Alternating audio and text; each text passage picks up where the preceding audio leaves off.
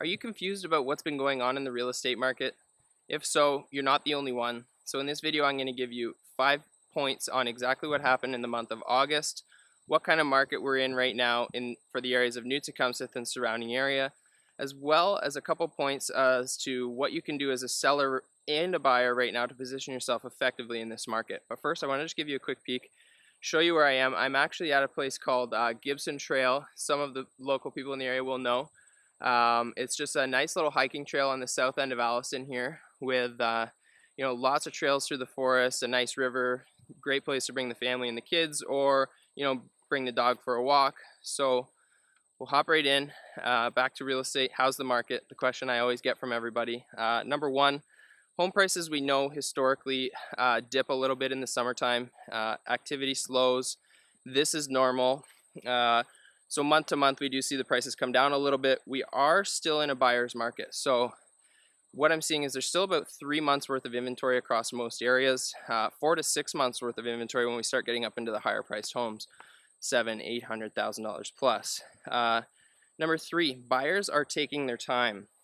So while prices have somewhat stabilized, houses are taking a little longer to sell, especially, like I said, in the higher priced homes. Number four, sorry for the stabilizer there. Number four, the Bank of Canada did not raise its rates last week, so this is good. I do expect that that's going to contribute to a strong fall market. I'm already seeing a busy start to the fall market, even at the end of August there. So this is good. We're probably going to see that combined with the fall market is going to be a surge of buyers trying to get in before the next rate review. Which is at the end of October. So hopefully the interest rates can remain stable and the market will continue to recover. So there was a lot of people already struggling to get qualified, so I'm sure there's going to be that many more rushing out now in hopes that the interest rates won't rise again in October. Now, I've also seen a surge of buyers out over the last few weeks. Like I said, towards the end of August, beginning of September, things are starting to pick up. So how can you capitalize or position yourself effectively as a seller in this market? Things are slower.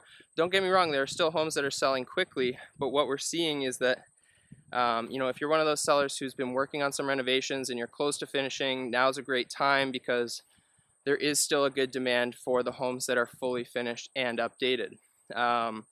What I find typically is that buyers, although they say they want to do updates and they're into DIY and renovations, 98% of them are not, and 99% of them end up going a little over their budget to buy the home that's already updated that they love. So if you have a home that's not fully updated and you kind of maybe just want to put it on the market as is, there's lots of very effective little tips and I call it the minimize to maximize. So there's lots of little things that we can do to freshen up the home, get it ready for market, and price it effectively to move. So the other thing, if you're a buyer, there are still lots of homes that have been sitting on the market. So there's still lots of great deals to be had out there. Now, if you have any questions about, is it a good time to sell? Is it a good time to buy? It really depends on your personal situation.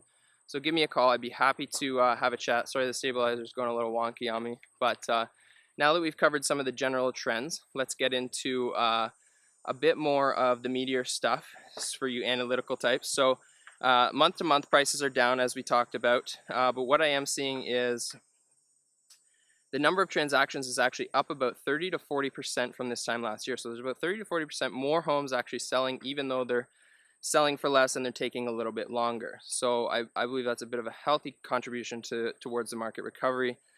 Year over year prices in the Tottenham and Beaton area are actually up about 8 to 11%, believe it or not, while Alliston is still down year over year about 3%.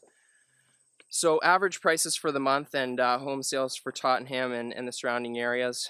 Tottenham, the townhomes, we only saw one sale, and the majority of all the homes in Tottenham that sold were of the older section, so the average price points are lower this month. The one townhome that sold for $420,000 in 13 days, and it sold for about 93% of the asking price. Now, when we go into I'm just going to turn around here so that we don't walk into the forest and you can't see me at all. So the semi-detached homes in Tottenham were selling on average for about $574,000. in about 54 days on the market and selling for about 99% of the asking price. The 3-bedroom detached homes in Tottenham were selling for $506,000 in about 37 days on the market at 98% of the asking price. The 4-bedroom segment in Tottenham, although the average prices are down, we're seeing a lot more of them selling now. So there was actually 5 sales. The average price was about $718,000. And the average days on market wasn't too bad at about 35 days on market, selling for about 96% of the asking price. So we're still seeing a bit of negotiations happen. In Beaton, the average home price was $564,000. Average days on market, relatively similar to the rest of the areas, 41 days, and selling for about 97% of the asking price. So we're seeing a general theme.